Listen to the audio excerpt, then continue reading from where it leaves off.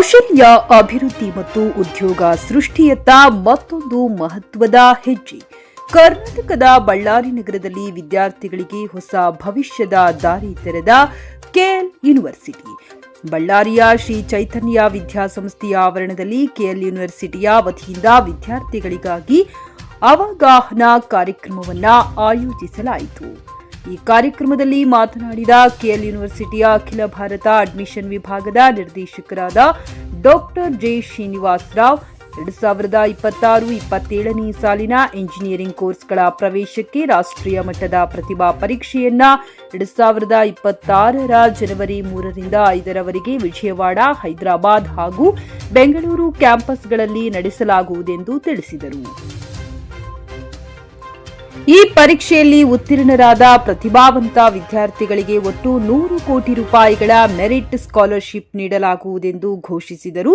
ಅದೇ ರೀತಿ ಗುಣಮಟ್ಟ ಮತ್ತು ಶೈಕ್ಷಣಿಕ ಮಾನದಂಡಗಳ ಆಧಾರದಲ್ಲಿ ಕೆಎಲ್ ಯೂನಿವರ್ಸಿಟಿಯು ಎನ್ಐಆರ್ಎಫ್ ರ್ಯಾಂಕಿಂಗ್ನಲ್ಲಿ 26ನೇ ಸ್ಥಾನ ಗಳಿಸಿರುವುದನ್ನು ಹೆಮ್ಮೆಯಿಂದ ತಿಳಿಸಿದರು.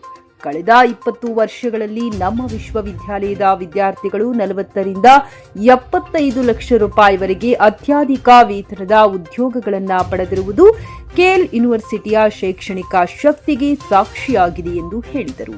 ಈ ವರ್ಷ ಮಾತ್ರವೇ 8600ಕ್ಕೂ ಅಧಿಕ ವಿದ್ಯಾರ್ಥಿಗಳು ರಾಷ್ಟ್ರೀಯ ಹಾಗೂ ಅಂತಾರಾಷ್ಟ್ರೀಯ ಕಂಪನಿಗಳಲ್ಲಿ ಕ್ಯಾಂಪಸ್ ಪ್ಲೇಸ್ಮೆಂಟ್ ಪಡೆದಿದ್ದಾರೆ. ಅದೇ ರೀತಿ ವಿದ್ಯಾರ್ಥಿಗಳು ಉಡಾವಣೆ ಮಾಡಿದ 3 ಉಪಗ್ರಹಗಳ ಪ್ರಯೋಗ ಯಶಸ್ವಿಯಾಗಿರುವುದು ವಿಜ್ಞಾನ ಮತ್ತು ತಂತ್ರಜ್ಞಾನ ಕ್ಷೇತ್ರದಲ್ಲಿನ ಸಾಧನೆಯಾಗಿದೆ ಎಂದು ತಿಳಿಸಿದರು.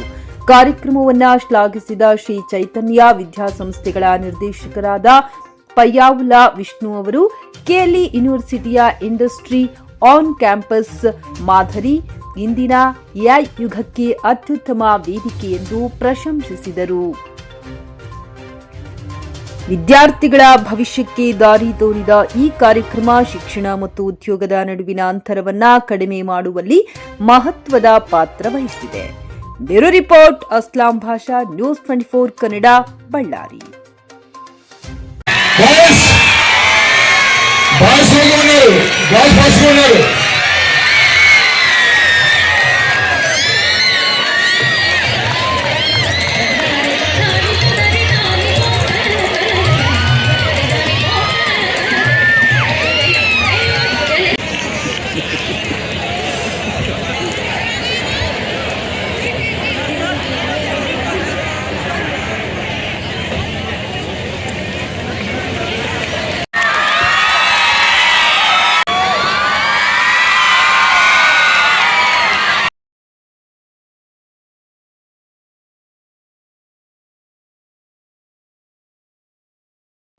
అందరికీ నమస్కారం. This is doctor JSR, director of admissions, KL university.